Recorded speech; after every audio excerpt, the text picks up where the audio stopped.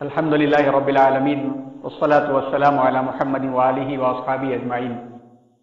اسلامی تاریخ اور افکار اور دنیا پر اس کے اثرات۔ وما ارسلناک الا رحمتا للعالمین۔ بزرگان محترم، فہم سیرت کے عنوان سے ہر ہفتے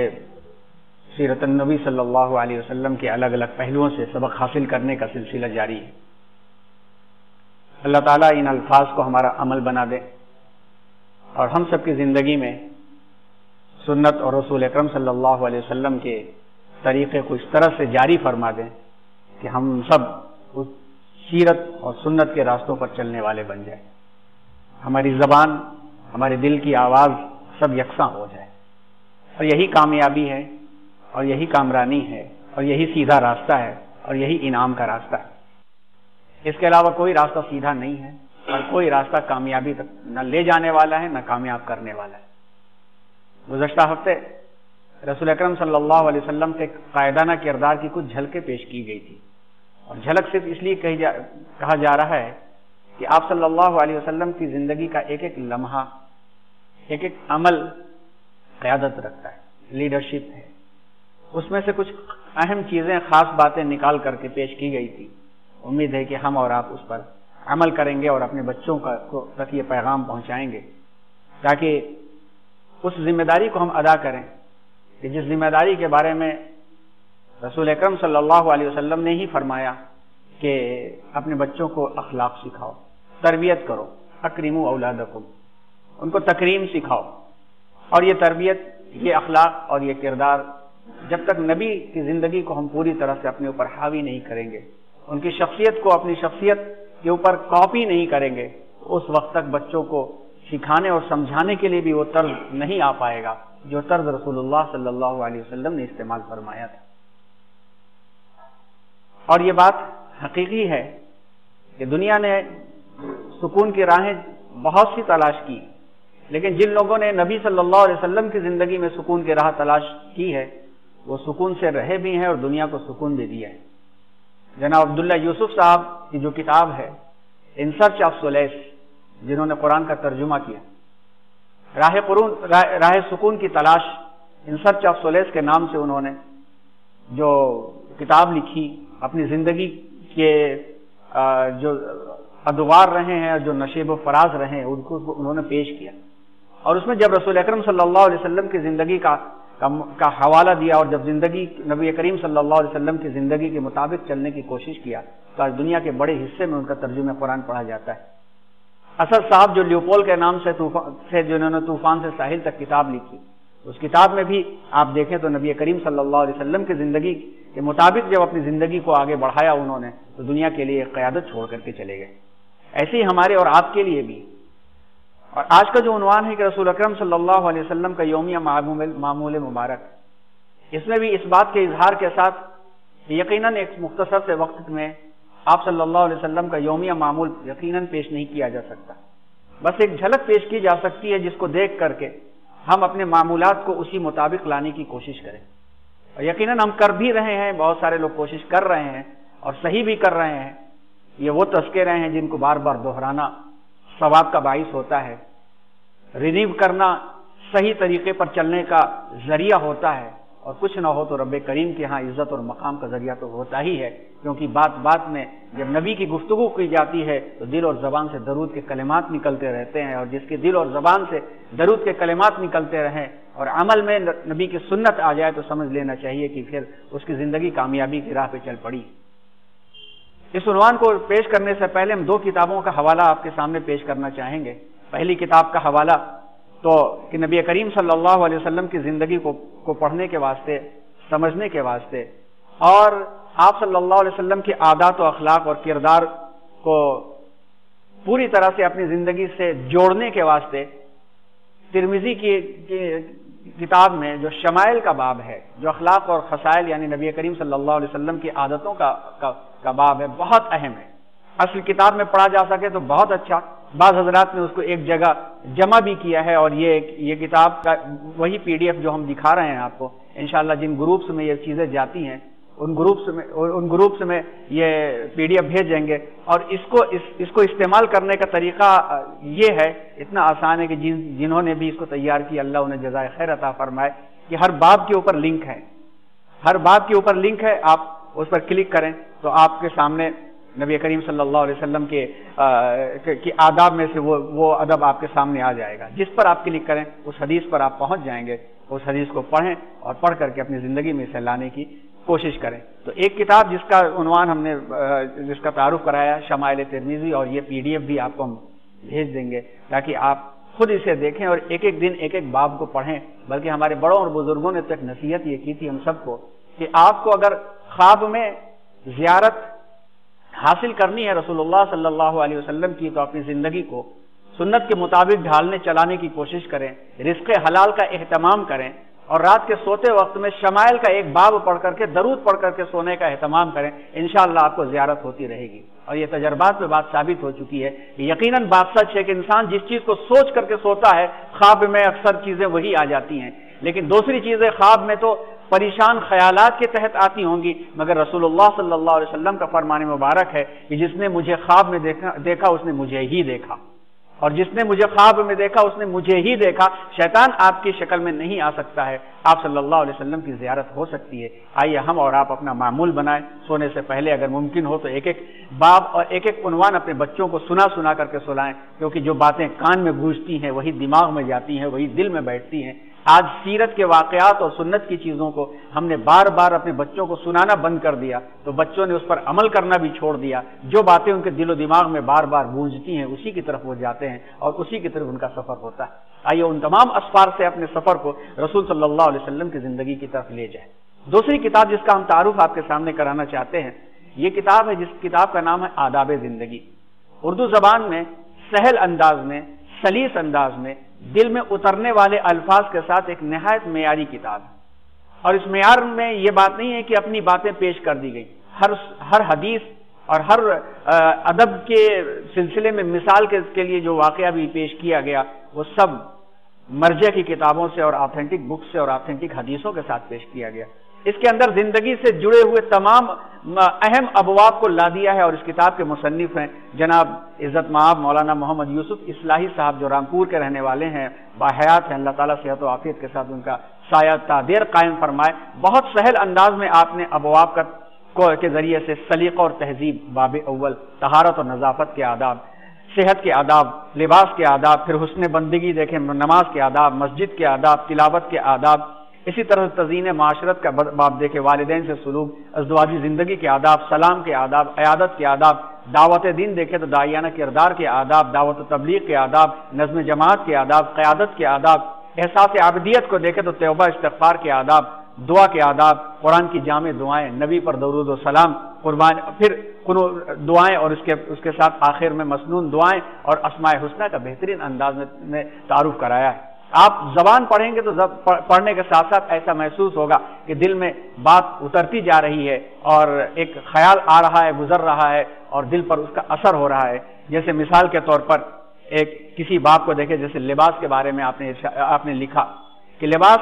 ایسا پہنے جو شرم و حیا، غیرت و شرافت اور جسم کی سطح پوشی اور حفاظت کے تقاضوں کو پورا کرے، جسے تہذیب و سلیقہ اور زینت و جمال کا اظہار ہو۔ قرآن پاک میں اللہ تعالیٰ نے اس نعمت کا ذکر کرتے ہوئے ارشاد فرمایا، یا بنی آدم قد انزلنا علیکم لباسا یواری سوآتکم وریشا، سورۃ الاعراف۔ اے اولاد آدم، ہم نے تم پر لباس نازل کیا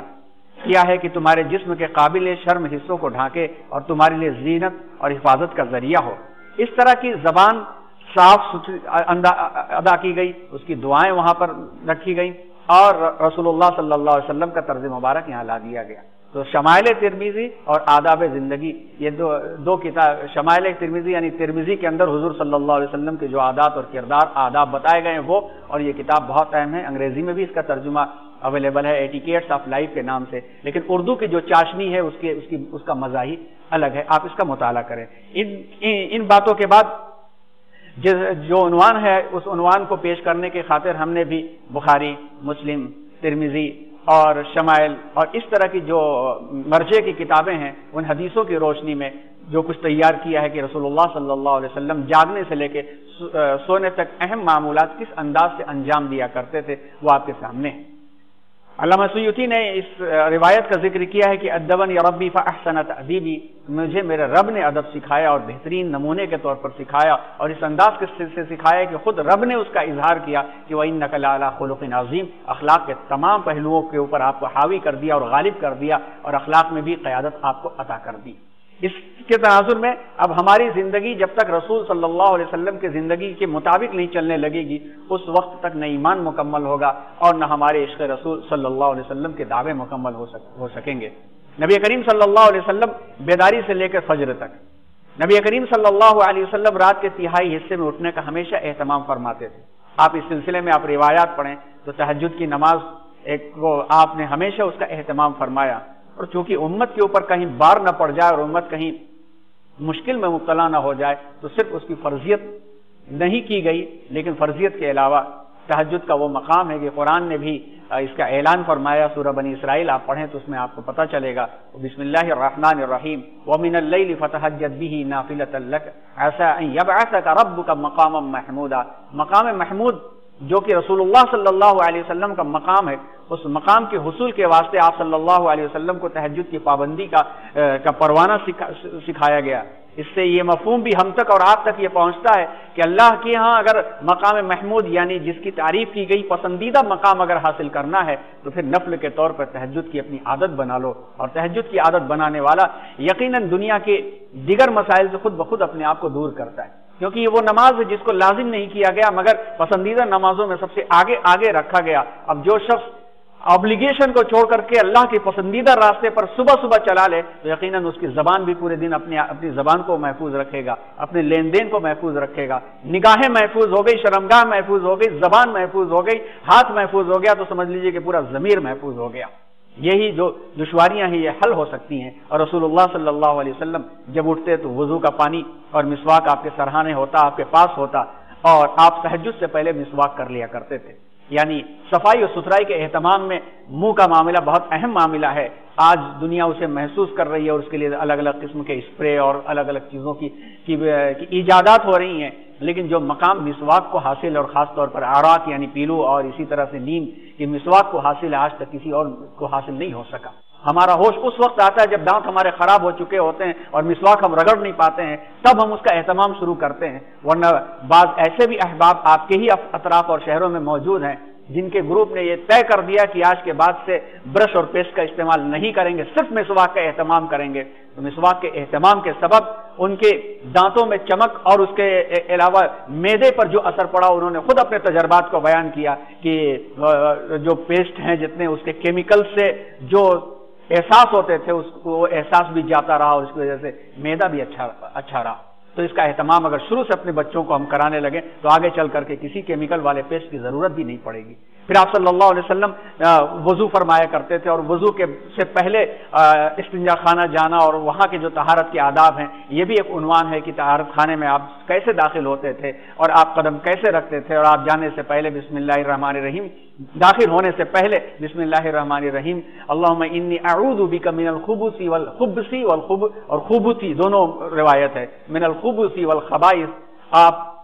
ذہن کی پراگندگی، شیاطین اور ان کی شرپسندیاں، ان تمام چیزوں سے آپ پناہ مانگا کرتے تھے، اور پناہ مانگنے کے بعد آپ وہاں جاتے اور جانے کے بعد آپ بایاں پیر رکھتے، اور بایاں پیر رکھنے کے بعد جب آپ استنجا خانے میں جب بیٹھتے تھے تو وہ بھی اہتمام فرماتے تھے کہ سطر زیادہ سے زیادہ چھپا رہے، اور اور کپڑے اس انداز کے رہیں تو اس پر چھینٹیں نہ پڑیں۔ اس کو بھی شمائل کے باب میں آپ پڑھیں تو اس کی تفصیلات آپ کو ملے گی۔ باہر نکلنے کے بعد غفران کا ایک لفظ استعمال کرتے تھے، بچا لیا اللہ نے آپ نے۔ کس سے بچایا؟ اذا سے، تکلیف سے بچایا، کیونکہ یہ وہ چیزیں اخبثین جنہیں کہا جاتا ہے پیشاب اور پاخانے کہ تیزی کے ساتھ بھی نکلنے لگے تو بھی مصیبت، رک گئے تو بھی مصیبت، اللہ نے اس کے ذریعے سے مجھے اذیتوں اور تکلیفوں سے نکال دیا، اور خبث والخبائث سے ہم بچ گئے۔ تو دعا پڑھنے کے بعد جب انسان کہیں داخل ہوتا ہے، نکلتا ہے، تو ہمارے اساتذہ نے فرمایا کہ اس میں ان تمام چیزوں کے ساتھ ساتھ استنجا خانے جو کامن ہوتے ہیں ٹوائلٹس ہوا کرتے ہیں، وہاں پر بعض نقصان دہ وائرس بھی ہوا کرتے ہیں، بیکٹیریاز ہوا کرتے ہیں جو نقصان پہنچاتے ہیں، لیکن جو دعا کا اہتمام کرتا ہے اور باہر آ کر کے دعا پڑھتا ہے، یہ وائرس یہ بیکٹیریا اسے نقصان نہیں پہنچا سکتے۔ یہ حکمتیں اور مزید انشاءاللہ اگلے محاضرات میں جب طب نبوی اور جدید سائنس کے عنوان پر بات شروع ہوگی تو وضاحت کے ساتھ لائی جائے گی، ہم اہتمام کریں اور اس کی تفصیلات مزید ہم شمائل اور آداب کے باب میں پڑھ لیں۔ نیند سے بیدار ہو کر کے آپ صلی اللہ علیہ وسلم آنکھوں اور چہروں کو ہتھیلیوں سے مسلتے تھے، ملتے تھے اور یہ دعا پڑھتے تھے۔ اس انداز سے آپ فرماتے تھے کہ آپ دعا کی طرح سے جس طرح سے ہاتھ ہوتا ہے ہتھیلی کر لیا کرتے تھے اور آنکھوں پر یوں مسلتے تھے تاکہ جو ہے نیند کا خمار اتر جائے، اور چہروں پر یوں مسل لیا کرتے تھے تاکہ نیند کا خمار اتر جائے۔ یہ اصل میں ہم سب کی نصیحت کے لیے کی چیزیں ہیں، ورنہ آپ کو نیند کے خمار سے کیا سروکار اور کیا درکار۔ میڈیکل سائنس میں بھی اس کی بڑی حکمتیں بیان کی گئی جو آئندہ انشاءاللہ بیان کی جائے گی۔ اس کے بعد دعا پڑھتے تھے، الحمدللہ الذی احیانا بعدما اماتنا والیہ النشور۔ نیند ایک موت ہے، اس حالت میں کیا کاٹ لے، کہاں انسان کا ہاتھ چلا جائے اور کیا تکلیفیں اسے پہنچ جائیں، ان تکلیفوں سے اللہ تعالیٰ نے بچایا۔ اللہ چاہتے تو ہماری تمام طاقتوں کے باوجود، ہماری تمام میڈیکل کوششوں کے باوجود، تمام ایکوپمنٹس کے باوجود، تمام پریکاشنز کے باوجود، اللہ چاہتے تو نیند کی حالت میں ہی موت سے دوچار کر دیتے، نہ ہمیں پتہ چلتا کہ کیا لے کے مرے ہیں، کیا دے کے مرے ہیں، نہ کسی کو پتہ چل پاتا۔ اللہ کا شکر ہے کہ اللہ کی تعریف ہے کہ جس نے ہمیں مردہ کر دینے کے بعد زندگی عطا کی اور اسی کی طرف لوٹ کے جانا ہے۔ نماز فجر کا وقت ہو جاتا، اس کے بیچ میں بھی اور تفصیلات ہے کہ آپ تہجد ادا فرماتے اور لیٹ جاتے تھے، یہاں تک کہ آپ صلی اللہ علیہ وسلم کو آواز دینے کے لیے حضرت بلال تشریف لاتے۔ اذان فجر کے بعد آپ صلی اللہ علیہ وسلم ہلکی سی 2 رکعتیں پڑھتے اور سنتوں میں عام طور پر قل یا ایھا الکافرون اور قل هو اللہ احد پڑھا کرتے تھے۔ گھر میں سنت پڑھنے کا اہتمام ہوا کرتا تھا۔ سنتوں کے بعد فجر کی نماز پڑھاتے اور عمومی طور پر ایک رکعت میں 60 سے لے کر 100 آیات تلاوت کرتے، کبھی کبھی زیادہ بھی طویل ہو جاتی، کبھی کم بھی ہو جاتی، اور نماز فجر کے بعد ذکر و اذکار کا سلسلہ آپ کا جاری رہتا۔ نماز فجر کے بعد جس جگہ آپ نماز فجر ادا فرماتے، نماز فجر ادا فرمانے کے بعد ذکر و اذکار کے ساتھ ساتھ پھر آپ طلوع آفتاب تک وہیں بیٹھے رہتے۔ اس درمیان میں آپ صلی اللہ علیہ وسلم کا یہ بھی معمول مبارک تھا کہ صحابہ کرام کے ساتھ گفتگو فرماتے، اس میں پوچھتے کہ کسی نے رات میں خواب دیکھا ہے تو بتائے، اپنے خوابوں کا لوگ تذکرہ کرتے، آپ تعبیرات بیان کرتے، صحابہ وہاں جم جاتے، اور جب وقت ملتا تو کبھی کبھی ایام جاہلیت کا بھی تذکرہ ہوتا، یہاں تک کہ حدود میں رہتے ہوئے ہنسی مذاق کا سلسلہ بھی جاری ہوتا، صحابہ کرام بھی ہنستے، اور آپ صلی اللہ علیہ وسلم کا تو معمول مبارک تھا کہ آپ مسکرایا کرتے تھے، آپ بھی مسکرا دیا کرتے تھے، ہدایت رہنمائی دیتے۔ پھر سورج طلوع ہوتا تو آپ وہاں سے اٹھتے اور طلوع آفتاب کے بعد آپ صلاۃ الضحیٰ کی نماز پڑھا کرتے تھے، یہ 2 سے 8 رکعت ہوا کرتی ہے۔ اب جو ہے اشراق اور چاشت کے نام سے جن نمازوں کو ہم کہتے ہیں، ان نمازوں کے سلسلے میں 2 روایتیں ملتی ہیں۔ ایک جو ہے چاشت کی نماز کے بارے میں صلاۃ الضحیٰ کا تذکرہ ملتا ہے،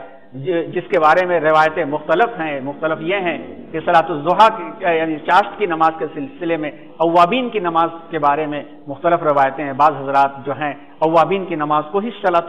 چاشت کی نماز کہتے ہیں، اور بعض حضرات مغرب کے بعد جو نماز 6 رکعت پڑھی جاتی ہے اسے کہتے ہیں۔ بہرحال یہ تفصیلات ہیں جن کو فقہ کی کتابوں میں مسائل میں دیکھ لینا چاہیے، اور فقہ السنہ کے نام سے ایک کتاب ہے جو عاصم حداد صاحب نے لکھی ہے اور مرکزی مکتبہ اسلامی سے اردو میں شائع ہوئی ہے، اپنی زبان اور اپنی تحقیق کے اعتبار سے عام لوگوں کے لیے بہترین کتاب ہے کہ انہوں نے احادیث کو پیش کرتے ہوئے جو مسالک اربعہ ہیں ان کی بھی دلائل کو وہاں پر بہت آسانی کے ساتھ پیش کر دیا ہے کہ جس کا دل جس پر مطمئن ہو اس پر وہ عمل کر لے۔ تو یہ کتاب بھی ہمارے گھر میں ہونی چاہیے، اور اس میں بھی ہم بنیادی طور پر مسائل کو اس میں دیکھ کے خود بخود حل کر لیتے ہیں۔ اور پھر آپ صلی اللہ علیہ وسلم کا جو ارشاد ہے کہ من صلی الفجر فی جماعت ثم قعد یذکر اللہ حتی تطلع الشمس ثم صلی رکعتین کانت له کاجر حجۃ وعمرۃ، جس نے جماعت کے ساتھ نماز فجر ادا کی، پھر طلوع آفتاب تک بیٹھا، ذکر اور اذکار کرتا رہا، پھر اس نے 2 رکعت ادا کی تو اسے 1 حج اور عمرے جتنا ثواب ملتا ہے۔ یہ اس نفل کے بارے میں۔ اس کے بعد آپ صلی اللہ علیہ وسلم ناشتہ کرتے، کیونکہ سیدہ عائشہ صدیقہ رضی اللہ تعالیٰ عنہ فرماتی ہیں کہ آپ جب میرے یہاں آتے تو یہ سوال کرتے، هل عندکم طعام، کیا ہے کچھ کھانے پینے کو؟ جب ہم کہتے کہ نہیں تو آپ صلی اللہ علیہ وسلم فرما دیتے انی صائم، بے شک تب میں روزہ رکھ لیتا ہوں۔ یہ تو معمول رہتا تھا، اور آپ ہم سب جانتے ہیں کہ پورے ازواج مطہرات کے یہاں بھی گھوم لیتے تو کبھی کبھی 1-2 دن چولہا جلنے کی نوبت نہیں آتی تھی۔ جب ہم رسول کی سنتوں کو پیش کرتے ہیں تو یہ بھوک برداشت کرنے کی اور اپنے اوپر ضبط اور اور قابو کرنے کی سنتوں کو بھول کر کے بس اتنا یاد ہم رکھتے ہیں کہ رسول اللہ صلی اللہ علیہ وسلم کو بکری کی ٹانگ کی دست پسند تھی اور کدو پسند تھا، آپ صلی اللہ علیہ وسلم کو دال میں کدو تلاشا کرتے تھے، اس کا تذکرہ کرتے ہیں، مگر یہ بھول جایا کرتے ہیں کہ خانوادہ نبوت میں کبھی کبھی ہفتوں چولہے نہیں جلا کرتے تھے۔ یہ مثال، ایک بڑی مثال اس کے اندر کی سیدہ عائشہ صدیقہ رضی اللہ تعالیٰ عنہ فرماتی ہیں کہ حل عندکم طعام، کچھ ہے کھانے کو؟ کچھ نہیں ہوتا تھا، صائمون، میں روزہ رکھ لیتا ہوں، رات کو سوتے وقت میں بھی کبھی کبھی ایسا ہوتا تھا کہ نہیں کھاتے تھے۔ ایک روایت مشہور ہے، ایک رات ماں عائشہ صدیقہ رضی اللہ تعالیٰ عنہ کی آنکھ کھل گئی، دیکھا تو آقا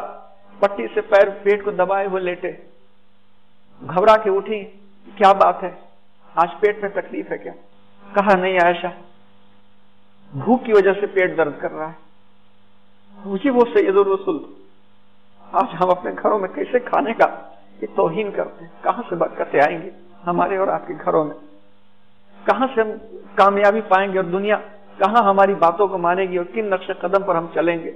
کہاں ہم جا رہے ہیں، جب ہم کہاں جا رہے ہیں تو ہمارے بچے کہاں جائیں گے اور آنے والے دنوں کے اندر یہ دین اور یہ مزاج کہاں جائے گا۔ یہ معمول تھا رسول اللہ صلی اللہ علیہ وسلم کا، آج ہمارا کیا معمول ہے؟ اللہ ہم سب کو ہدایت عطا فرمائے، اللہ ہم سب کو ہدایت عطا فرمائے۔ عہد نبوی کا یہ معمول سامنے آتا ہے کہ ناشتے سے لے کر زوال تک کے وقت میں روزانہ آنے جانے کے لیے اور ضروری کام آپ صلی اللہ علیہ وسلم نپٹا لیا کرتے تھے۔ ناشتہ ہوتا، ناشتے کے بعد وفود آتے، لوگ سوال پوچھنے آتے، لوگ جو ہے آپ صلی اللہ علیہ وسلم سے مسائل پوچھنے آتے، تو یہ سارے کے سارے کام آپ صبح نپٹا لیا کرتے تھے۔ اور خود دعا فرمائی، ہمارے آقا نے تو دعا فرمائی ہمارے لیے، اللہم بارک لامتی فی بکورہا، اے خداوند کریم میری امت کی صبح کے کاموں میں برکت عطا فرما۔ ہماری صبح 10 بجے سے شروع ہوتی ہے، جب وہ برکت ختم ہو جاتی ہے تو برکتیں کہاں سے آئیں گی؟ خود فرمایا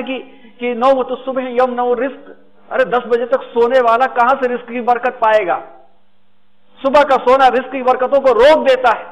جن گھرانوں میں صالحات مائیں موجود ہیں وہ صبح سارے کام نپٹا لیا کرتی ہیں، اور جن کے گھرانوں میں یہ نظام نہیں ہے وہ شکایتوں میں سے وقت صرف ہوا کرتا ہے۔ یہ غلطیاں ہماری ہیں کہ ہم نے ایسے مقامات کے اوپر اپنے ماتحت لوگوں کو کنٹرول نہیں کیا، چیزوں میں کنٹرول کر لیتے مگر صبح کے کاموں میں ہم کنٹرول نہیں کرتے۔ کہاں سے ہم بچوں کو صبح 6 سال 5 سال کے بچے ہوئے تو ان کو ارے بھائی بچہ دیر سے سویا ہوم ورک کر کے، دنیا کمانے کی خاطر 10 بجے 11 بجے تک ہم جگا سکتے ہیں مگر رسول کی سنتوں کے واسطے ہم صبح نہیں جگا سکتے۔ اور دنیا نے کیا دیا ہے؟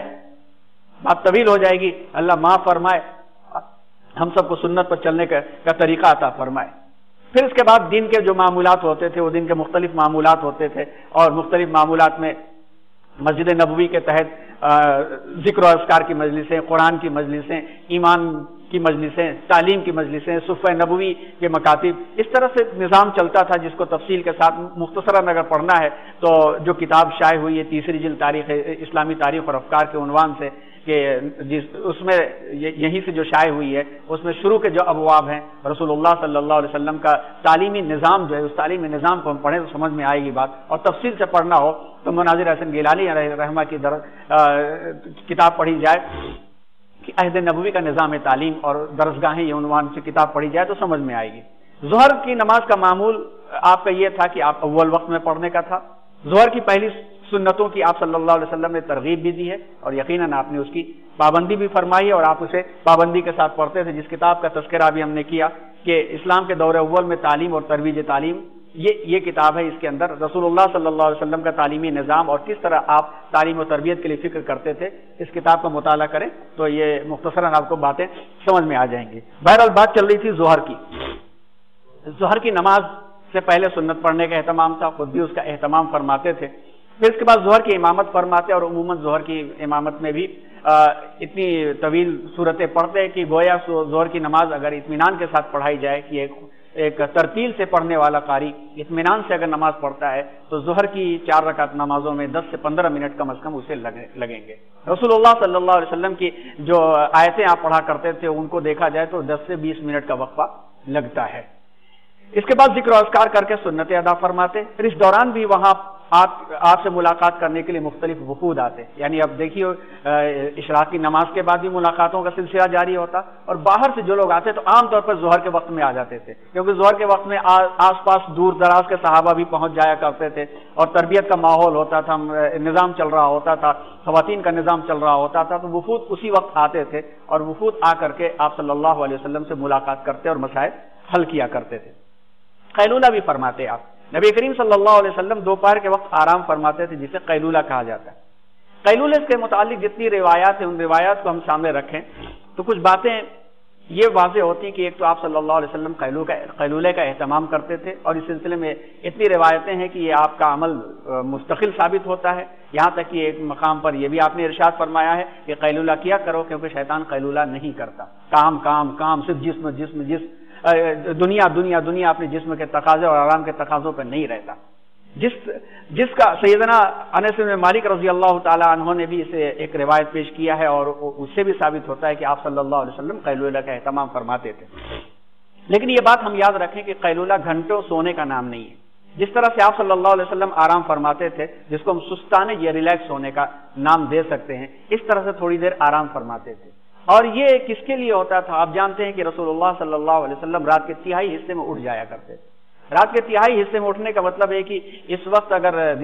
جنوری کا مہینہ اور تہجد کا وقت عام طور پر جو تہائی حصہ کیا جائے تو 3 ساڑھے 3 کے قریب کا ہوتا ہے، تو 3 ساڑھے 3 کے قریب اٹھ کر کے معمولات انجام دینے والے کو تقریباً 10 سے 12 گھنٹے کے قریب 10 سے 11 گھنٹے کے قریب تھوڑا سا آرام کرنے کی ضرورت ہے، اور اس سے فائدہ بھی پہنچتا ہے۔ اب میڈیکل سائنس نے مانا ہے، اور بعض اسکولوں کے اندر بچوں کو 1 سے 2 کے درمیان کچھ دیر سلانے کا بھی اہتمام کیا جا رہا ہے، کیونکہ میڈیکل سائنس نے یہ مانا ہے کہ روٹین زندگی کی اس طرح سے ہو کہ انسان رات کو رات اور دن کو دن سمجھ کر کے زندگی گزارے، اور تھوڑی وقت کے لیے بچوں کو سلایا جائے تو ان کے ذہنی نشو و نما کے لیے مفید ثابت ہوتا ہے، جسمانی نشو و نما کے ساتھ ساتھ ذہنی نشو و نما کے لیے مفید ثابت ہوتا ہے، اور ذہن جو ہے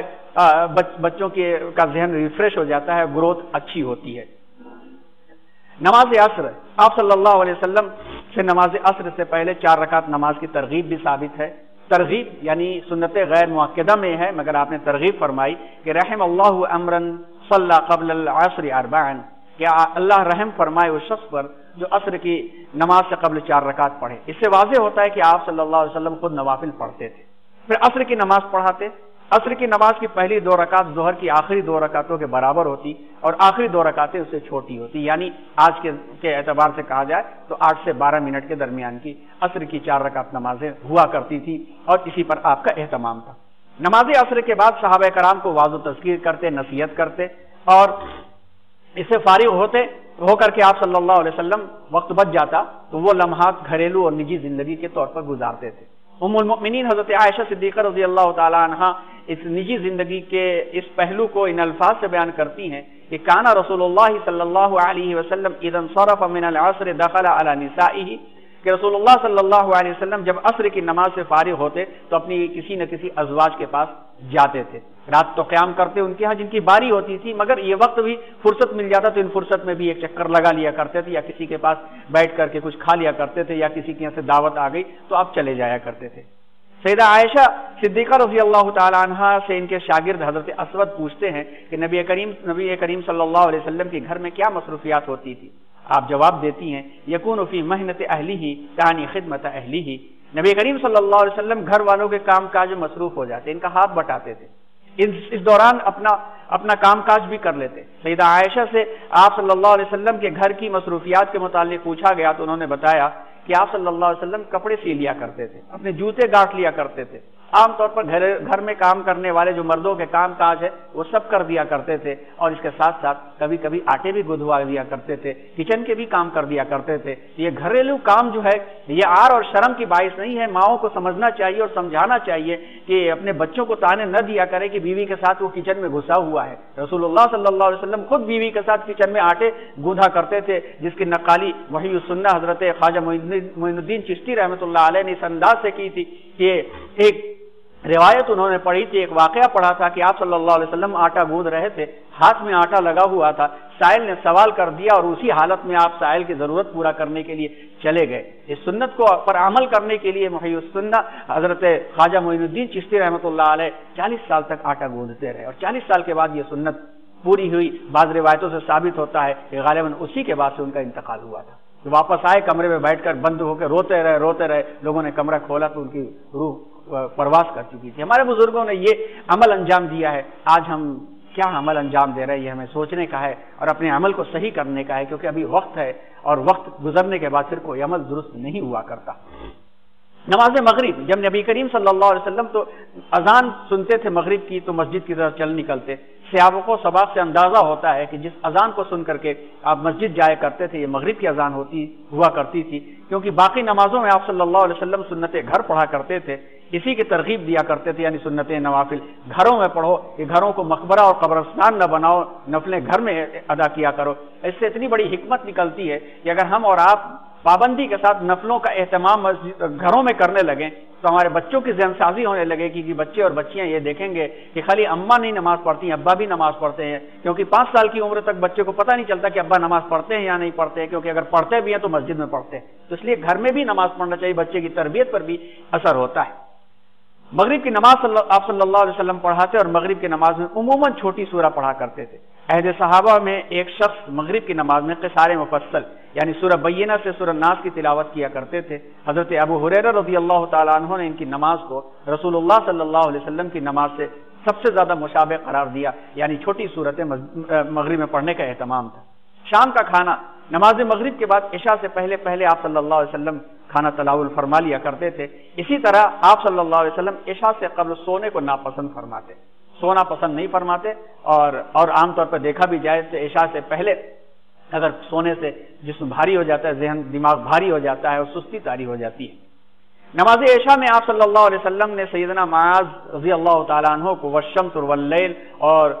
سورۃ الاعلیٰ جیسی صورتیں پڑھنے کو کہا تھا۔ اس سے واضح ہوتا ہے کہ آپ صلی اللہ علیہ وسلم نماز عشاء میں اسی جیسی صورتیں پڑھا کرتے تھے یا اس سے بھی چھوٹی۔ ایک رات آپ صلی اللہ علیہ وسلم نے عشاء کی نماز میں سورہ 3 بھی تلاوت فرمائی، تو اس سے معلوم ہی ہوتا ہے کہ چھوٹی صورتوں کا اہتمام عشاء میں رہا کرتا تھا۔ اور عشاء کی نماز پڑھنے کے بعد پھر نبی کریم صلی اللہ علیہ وسلم عشاء کے بعد بات چیت ناپسند کرتے تھے کہ لا سمر بعد العشاء یا لا سمرۃ بعد العشاء کما قال النبی صلی اللہ علیہ وسلم، عشاء کی نماز کے بعد بات چیت مت کرو۔ آپ صلی اللہ علیہ وسلم اس کے بعد آرام فرمانے تشریف لے جاتے تھے۔ یہ معمول مبارک جو رسول اللہ صلی اللہ علیہ وسلم کا تھا، اس معمول کے مطابق اگر ہم نے اپنے آپ کو ڈھال لیا تو آپ سمجھ لیں کہ خود بخود 6-7 گھنٹے کی نیند پوری ہو کر کے تہجد کے وقت میں خود بخود آنکھ کھل جایا کرے گی، نہ کسی الارم کی ضرورت پڑے گی، نہ کسی کو اٹھانے کی ضرورت پڑے گی۔ اپنے بچوں کے نظام کو اگر ہم نے اس انداز کا بنا لیا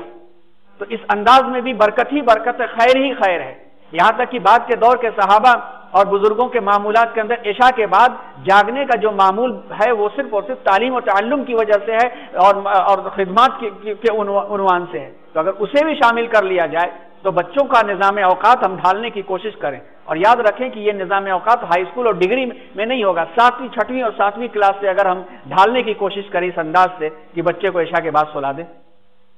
اپنے خود اٹھیں 3 ساڑھے 3 سوا 3 کے قریب،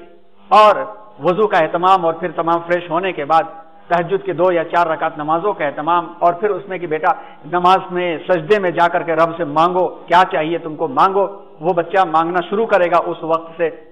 پھر اس کے بعد فجر کی نماز میں تقریباً 2 گھنٹے کا وقت بچ جایا کرتا ہے، یا کم از کم 1 گھنٹے کا وقت بچ جاتا ہے۔ 1 گھنٹے کے لیے اس کو بیٹھا دیجئے کہ آپ اپنے ہوم ورک پورے کرو، اپنی ٹیوشن پورے کرو۔ پھر فجر کی نماز ادا ہو گئی۔ فجر کی نماز کے بعد کیونکہ تعلیم و تعلم کا معاملہ ہے، کم عمر بچہ ہے، تو تعلیم سیکھنا اور رب کے بندوں کی خدمت کرنے کے معاملے میں اس کے واسطے نفل سے زیادہ بہتر ہے کہ تعلیم کی طرف وہ متوجہ رہے۔ قرآن کی تلاوت کروائیے لازمی طور پر، چاہے وہ 2 آیت ہی کیوں نہ ہو۔ قرآن کی آیت تلاوت کرانے کے بعد پھر اس کو کورس کرنے کے لیے بٹھا دیجئے جب تک کہ ناشتے کا اہتمام نہ ہو جائے۔ اب یہ بھی کریں گے تو بچہ چاہے 7:30 8 بجے اسکول کی تیاریاں وہ کرنے لگے، چاہے نظام کچھ بھی ہو جائے، بچے کو 2-4 گھنٹے سکون و اطمینان کے ساتھ مل جائیں گے۔ پھر اس کے بعد مغرب کے بعد کا وقت ہے۔ مغرب کے بعد کا وقت ایسا ہوتا ہے کہ عصر کے بعد عموماً بچوں کے لیے کھیل کا اہتمام کروانا چاہیے۔ بچے کو اس وقت پڑھنے نہیں دینا چاہیے، باہر نکل کر کے ایسے کھیل کھیلے جس کے اندر جسمانی ورزشیں ہوں، اور حدیث سے ان ورزشوں کی اہمیتیں بھی ثابت کی گئی ہیں اور سنت بھی ہے جسمانی ورزشوں کے ذریعے سے جسم کو قوی کرنے کے بارے میں۔ مغرب کے بعد پھر وہ فریش ہو کر کے رٹنے اور چیزوں کو یاد کرے، عشاء کے بعد گھنٹے 2 گھنٹے پڑھے، پھر اس کے بعد سے 10 ساڑھے 10 بجے اگر سلا دیا گیا تو 6 گھنٹے کی نیند کافی ہوتی ہے۔ اگر یہ معمول 6ویں اور 7ویں کلاس سے بچے کا بن گیا تو ہائی اسکول میں کسی ٹینشن سے اسے گزرنے کی نہیں پڑے گی، انٹرمیڈیٹ کے اندر ڈپریشن سے گزرنا نہیں پڑے گا اسے، اور خود بخود وہ راہیں بناتا چلا جائے گا، راہ بنتی چلی جائے گی، ثواب ملتا چلا جائے گا۔ یہ معمول مبارک تھا۔ اور آخری بات کہ حضرت برا رضی اللہ تعالیٰ عنہ کہتے ہیں کہ رسول اقدس صلی اللہ علیہ وسلم جس وقت آرام فرماتے تھے تو اس وقت چند دعاؤں کا اہتمام کرتے تھے۔ وہ دعائیں آپ شمائل میں پڑھ لیں، اس میں سے 2 کا تذکرہ یہاں پہ کرتے ہیں کہ اپنا دایاں ہاتھ دائیں رخسار کے نیچے رکھتے اور دعا پڑھتے، رب قنی عذابک یوم تبعث عبادک، اے اللہ مجھے قیامت کے دن سے کے عذاب سے بچائیے۔ حضرت عائشہ رضی اللہ تعالی عنہا کہتی ہیں کہ حضور اقدس صلی اللہ علیہ وسلم ہر رات جب بستر پر لیٹتے تو دونوں ہاتھوں کو دعا مانگنے کی طرح ملا کے ان پر دم فرماتے، سورہ اخلاص معوذتین 3 مرتبہ پڑھ کر کے دم کرتے، اور تمام جسموں پر جہاں تک ہاتھ جاتا پھیر لیتے تھے، 3 مرتبہ ایسے ہی کرتے، سر سے ابتدا کرتے، پھر منہ اور پھر بدن کا اگلا حصہ، پھر پچھلا حصہ، اس طرح سے کر کے دایاں ہاتھ نیچے رکھ کر کے دائیں کروٹ آپ آرام فرما لیا کرتے تھے۔ آیت الکرسی پڑھنے کا بھی اہتمام ثابت ہے، مزید دعائیں اور سبحان اللہ، الحمدللہ، لا الہ الا اللہ، اللہ اکبر، ان کا بھی اہتمام شامل ہے۔ اگر ہم لیٹتے لیٹتے یہ دعائیں پڑھتے رہیں، درود پڑھتے پڑھتے سو جائیں تو انشاءاللہ رحمتیں اور برکتیں بھی ملے گی، ہمارے معمولات اس طرح سے تبدیل ہو جائیں تو یقیناً رسول اللہ صلی اللہ علیہ وسلم کی زندگی کے مطابق ہماری راہ بن جائے گی۔ بس یہی راہ بن گئی کہ محمد سے وفا تو نے تو ہم تیرے ہیں۔ اللہ تعالیٰ نے جو اعلان قرآن میں فرمایا ہے، جگہ جگہ ارشاد جو اللہ نے فرمایا ہے، اس کا نچوڑ علامہ اقبال نے اس طرح سے پیش کیا کہ اللہ کہہ رہے ہیں کہ اے بندو کی محمد سے وفا تو نے تو ہم تیرے ہیں، ان کنتم تحبون اللہ فاتبعونی یحببکم اللہ، کی محمد سے وفا تو نے تو ہم تیرے ہیں۔ اور جب ہم تیرے ہیں، یہ جہاں چیز ہے کیا، لوح و قلم تیرے ہیں، جب ہم ہی تمہارے ہو گئے تو پھر یہ لوح و قلم کیا ہے، تقدیر کیا ہے اور حالات کیا ہیں، سب تمہارے تابع ہو جائیں گے۔ آئیے ہم اور آپ رسول کریم جناب محمد رسول اللہ صلی اللہ علیہ وسلم کی یومیہ عادات کے مطابق اپنی زندگی کو ڈھالنے کی کوشش کریں، اس پر قدم سے قدم ملا کے چلنے کی کوشش کریں۔ اللہ تبارک و تعالی ہم سب کو رسول صلی اللہ علیہ وسلم کی سنتوں کے مطابق چلنے والا بنائے، آمین۔ اللہم صلی علی محمد وآلہ وصحبہ اجمعین، سبحان اللہ وبحمدہ، سبحان اللہ العظیم۔